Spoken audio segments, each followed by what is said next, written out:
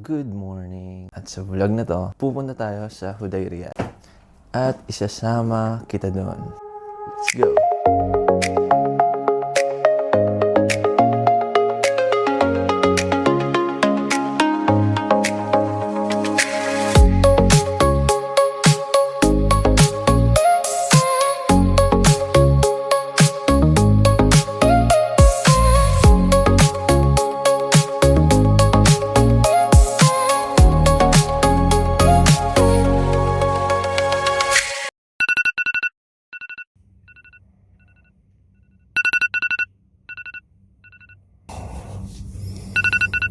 Aga pa.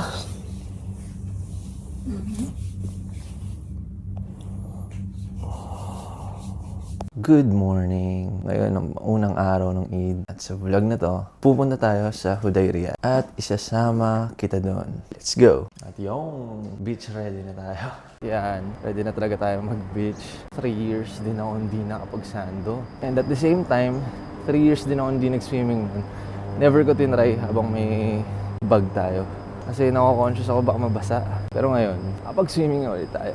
Tapos beach pa. Sa mga gustong-gusto kong gawin simula noon. Papainit lang muna tayo saglit na sasakyan. Tapos larga na tayo. Siguro mga 20 minutes nandun na tayo. Ang usapan is 6 a.m. 5:50 a.m. pa lang, paalis pa lang tayo. Filipino time. Pero kita-kits tayo dun sa Hudayriyat. Kita-kits tayo dun. At yun, nandito na tayo sa beach, sa Hudayriyat Island. Kung makikita nyo, ito yung view natin. Ito, ipapakita ko sa inyo.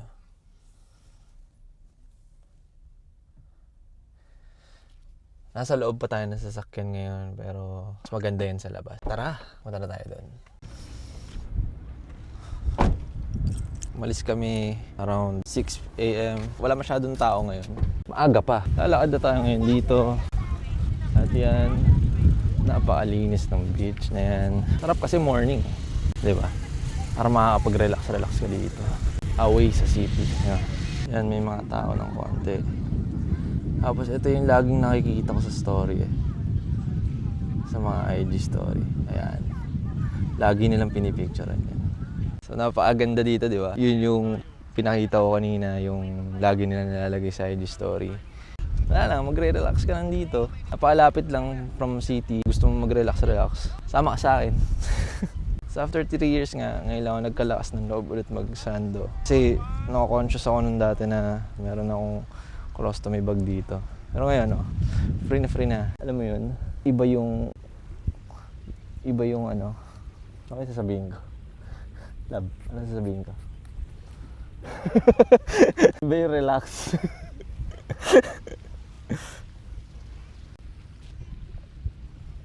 Sabi dyan. So yung sand dito,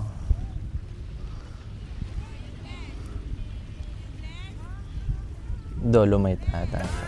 Diba? Nakaka-relax. Para lang bata ulit. Parang innocent ulit ako sa mga ganitong bagay. Oo, 2 beses pa lang ako sa Pinas nakapag-beach. Tapos parehas pa sa sa Calatagan, Batangas. 26 na ako. Pero hindi ko pa masyado na-explore yung Pinas. Sa Pinas ako 3 years ago. Maybe next time, explore din natin. Explore din tayo sa Pinas. Pero sa ngayon, habang nandito tayo sa UAE, ito muna. So yung sea dito, yung mga bula-bula pa eh. Ayan. Ano kaya yun? Mga bula na yun. So nakakatawa kasi dapat lulublob ka dyan kahit ano mo lang yung paa mo. Pero 7 a.m. pa pala pwede lumublob dun. 6:40, so 20 minutes pa bago ka makaapak sa tubig. Pero susunod tayo, syempre rules yun eh. So yan, magagamit natin tong stick natin. Full-fledged vlogger na kasi tayo. Di ba? Ayan. Pwede ko stand lang dyan. 6:45 na, 15 minutes na lang. 15 minutes na lang, Sayon. 15 minutes na lang bago makapag-swimming. So sakto lang pala yung dating natin. 6. Parang mga 6 tayo dumating. Ay, hindi, 6:30 pala. At least, di ba? Malapit na. Ito gamitin mo, no? Pang paddle. Mahal ng bola. Ano mo kaya pang sa serve yan? Pala yung bola na ginagamit ni Alex Ireal. Pang tennis pala to. Itong walang Malaki pa sa kamay ko. Breakfast. May tinidor dyan. Ayan. Pinakamasarap na part ng pag-relax mo. Good food. Yan. Yan. Itlog, hotdog, pandesal. Kain tayo. First bite. Tara mo na yun. Yung sa gitna. Masarap, ano? Sa gitna, pindutin mo yung gitna. Hotdog, itlog. Best breakfast. Ganun? Ay, hindi yun yung open. Wala, ba't nakakuha ako? Eh? Ano? Pwede na, alas 7 na.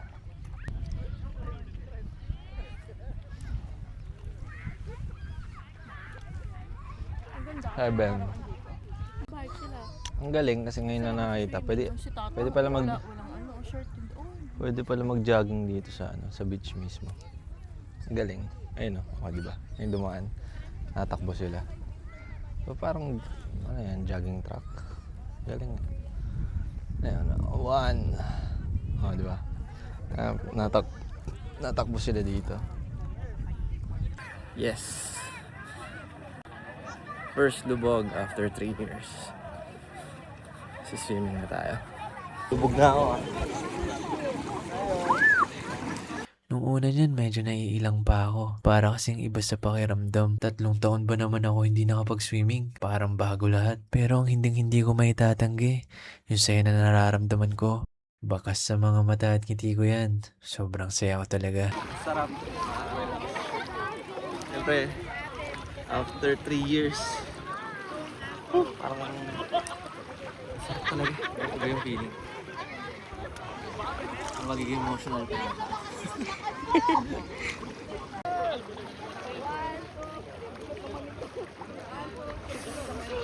How many days post-surgery? How many days post-surgery? 3 weeks today. Ayun nga oh. Oh, Wait lang. kahit naman ba? Mali. Mali yung pagkasa. So, yun. Pero pa nga kung ano, dito po yung sugat natin. Masarap mag-swimming pero ang sakit sa mata. Tapos tubig na lasahan ko. Alat.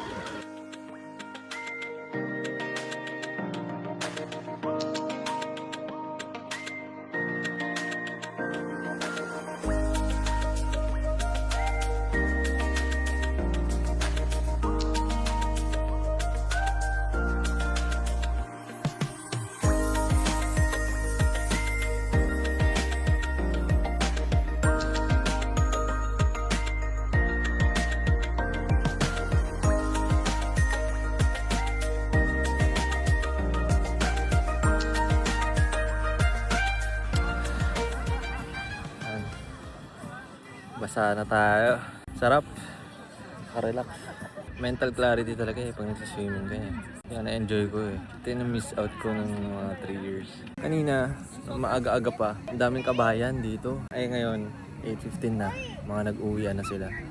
Ngayon, ang mga dumadating dito, mga ibang lahi. Add mo sa yellow basket. Tapos na tayo mag-shower.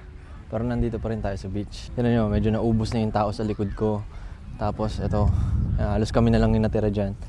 Tapos sa kabila, may pakunti-kunti pa rin naman tao. Ano nga ba ang takeaway natin dito sa vlog na to? Kahapon kasi yung vlog ko is nag-jogging ako. First jog ko, 3 kilometers. Doon sa previous vlog ko, ipapakita ko sa inyo yan. Tapos ngayon, na vlog na to, after nga nag-jogging tayo kahapon, nag-swimming naman tayo. So first swimming natin sa dagat. Pag dagat din tayo, sarap nun. First dagat experience after 3 years na may bag tayo, colostomy bag. Medyo nagtagal ako sa tubig talaga. Yung colostomy bag is pag nabasa yun, pwedeng matanggal siya. Yun nga sa colostomy bag, doon tayo naglalabas ng mga tools natin, yung dumi. Doon tayo naglalabas sa colostomy bag. Dito sa side na to. Diyan nalabas yung dumi ko. At ngayon, 3 weeks post-op na tayo. Nagagawa na natin konti-konti yung mga bagay na gustong-gusto natin gawin noon pa. Thankful ako kay Lord na binigyan niya ako ng chance.